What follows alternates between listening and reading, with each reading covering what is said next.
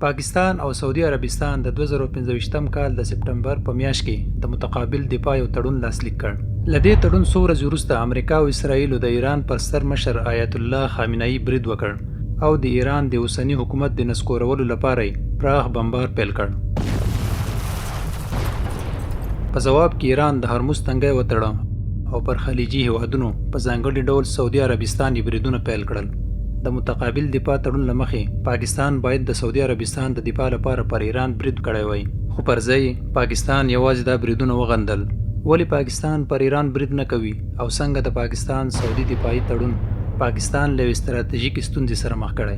د ریاض او تهران سیالي چې د ایډیالوژي، سیمه‌ییز ځواک سیالي او امنیتي موخو له امله رامنځته شوي، اسلام آباد تل د توازن په یو حساس حالت کې ساتلی.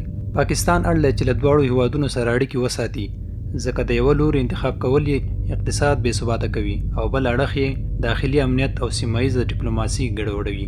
پاکستان له اوږدې مودې راهیسې د سعودي عربستان متحد پاتې شوی دی. سعودي عربستان زرګونه پاکستانیانو ته د کار ویزې ورکړي، په میاشتني ډول په زرګونو بیلره تیل ورکوي او د اقتصادي بحرانونو پر مهال پاکستان سره مالی مرستې کوي. خو ایران له پاکستان سره تر 900 کیلومتره زیاده ګډه پوله لري او د بلوچستان د امنیت لپاره مهم دی، هغه سیمه چې هلته وسلوالې بیلتالپانې ډلې ډېرې فعالې دي. ایران له پاکستان سره د سوداګرۍ تړون هم لري چې ارزښت یې له 3 میلیارډ ډالرو څخه اوړي. په داسې حساس وخت کې پاکستان لپاره د یوه لوري انتخاب کولی شي د امنیتي بې ثباتۍ او یا مالی بحران لامل شي. همدې وضعیت پاکستان حل کړی چې د بې طرفۍ ډیپلوماسي خپله کړي او د دواړو خواو بریدونه وغندي. پایله: پاکستان سعودي عرب سره یوازې سمبولیک ملاتړ وړاندې کوي، پرته له دې چې مستقیم جګړې ته داخل شي. له همدې امله د پاکستان بهرنۍ پالیسي هڅه کوي چې په داسې وضعیت کې د لوري له انتخابه ځان وساتي، خو د بې طرفۍ پالیسي هم ورځ تر بلې سخت پړاو ته ننوځي، ځکه د جګړې دوام ښایي بالاخره پاکستان دې ته اړ کړي چې یو لوری وټاکي.